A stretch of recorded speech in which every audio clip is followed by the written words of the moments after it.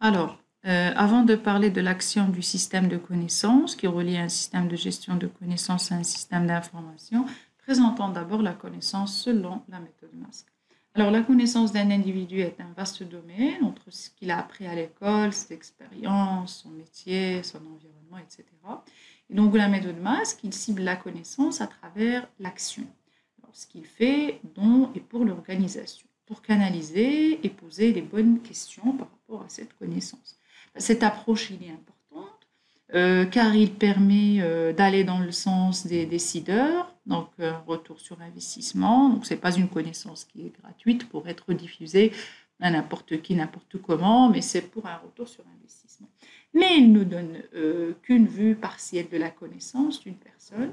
Donc, il décrit la connaissance utilisée pour faire une tâche, une connaissance pour une finalité. En gestion des compétences, toutes les compétences d'une personne doivent être évaluées pour gérer sa mobilité, son activité à l'intérieur de l'entreprise. Alors par contre, pour définir les compétences nécessaires à un poste, la vision des connaissances utilisées dans l'activité sont tout à fait complémentaires. Alors la connaissance est d'abord décrite en connaissance dynamique, donc le raisonnement et les actions, quand vous le voyez dans la branche raisonnement. Et donc le raisonnement et l'action, le verbe acheter une voiture.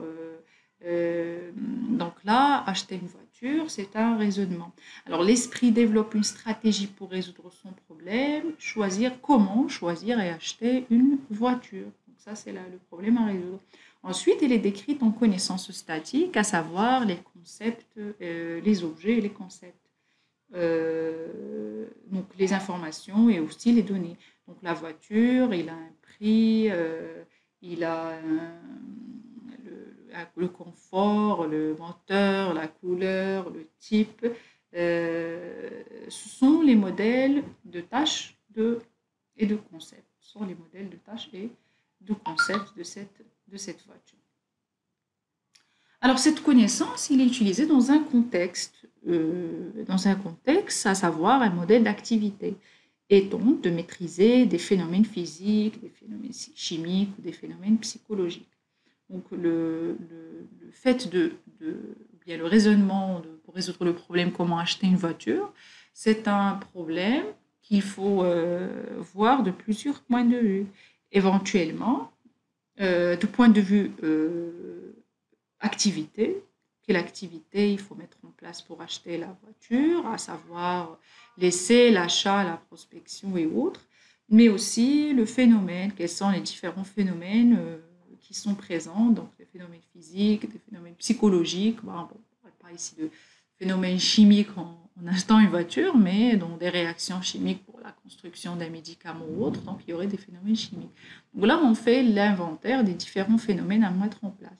Et le contexte a une grande importance dans la formalisation des connaissances. Donc, en prenant la définition de l'information qui prend un sens dans un contexte, rappelez-vous du théorème du macroscope. Alors, cette importance, il est souligné. Donc, on peut illustrer cette importance avec une première évidence, le sens des mots. Si vous parlez de voiture, le contexte de la conversation change, le sujet, les représentations cognitives. Donc, en abordant le sujet des courses de voiture course de voiture en une compétition de course de voiture n'importe laquelle, en discutant de la conception des voitures dans le domaine de l'industrie ou de la voiture que l'on veut acheter ici. Donc le contexte, il diffère et les représentations cognitives, ils diffèrent. Alors le mot voiture reste le même, mais le sens ou la représentation cognitive associée ne sont pas les mêmes, donc la représentation du mot change en fonction de son contexte. Alors, la connaissance est différente dans le sens. Elle peut l'être aussi dans ce qu'elle fait. Un même geste, taille une pièce en bois par exemple, peut être différent selon le contexte. Tailler une pièce en bois pour une charpente ou pour faire un meuble, c'est pas la même chose que tailler la pièce pour faire la voiture. Alors, ce sont souvent les mêmes mots, parfois une description similaire, mais l'activité n'est pas la même. L'activité, il dépend du problème qu'on veut résoudre. Donc, pour certains, par exemple, certains livres sur le jardinage ou sur le bricolage on vous explique comment faire sans entrer dans le contexte, sans vous expliquer le quoi de la chose. Donc, c'est quoi? Donc, par exemple, on vous demande de verser tel ingrédient ou tel fortifiant de la terre à telle température avec un mélange d'eau, mais on vous explique pas avec le fortifiant de la terre vraiment à quoi il sert. Alors, quoi d'autre? Donc, ça, c'est par rapport à la connaissance pour masque. Alors, en parlant de ça, absolument, on est en train de soulever le savoir-faire. Le savoir-faire qu'on souligne ici, c'est le savoir-faire d'acquisition de voitures. Et souvent, c'est vrai, hein, lorsqu'on veut acheter une voiture, on fait appel à quelqu'un qui est un ami, quelqu'un qui est expert, ou bien un mécanicien, ou bien pour mettre en jeu, pour mettre en application ses compétences afin d'acheter une voiture, surtout lorsqu'il s'agit des voitures d'occasion. Ce n'est pas une voiture neuve, voiture W. Et même si c'est W, on a besoin de certaines connaissances en matière de moteur, en matière de confort, pour faire un bon rapport qualité-prix.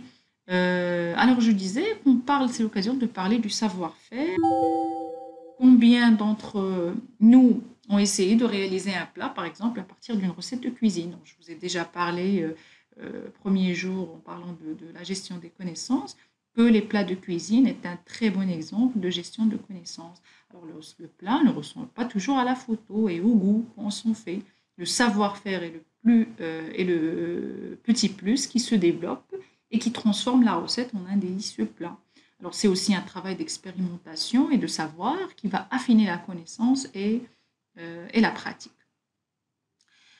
Un petit dernier point, c'est que la connaissance selon Mask, il a un historique. Donc, il s'est fabriqué au fil du temps. Donc, c'est pas quelque chose qui a un état lié à un instant T, mais il est fabriqué au fil du temps des expériences, des découvertes scientifiques, technologiques, modélisé dans des modèles, ce qu'on appelle les modèles d'historique et de lignée.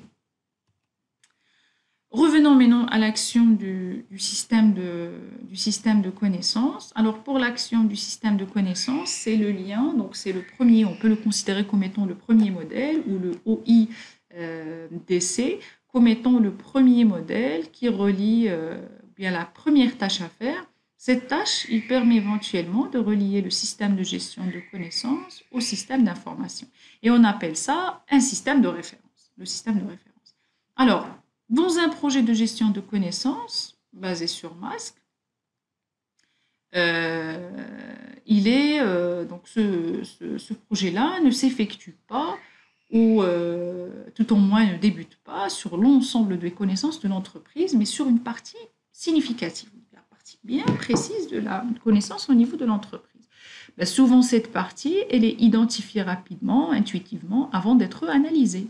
On donne un ou plusieurs intitulés qui sont un petit peu vagues, mais on désigne des acteurs également. On dit que monsieur tel et monsieur tel et monsieur tel, ils sont concernés, bien sûr, avant de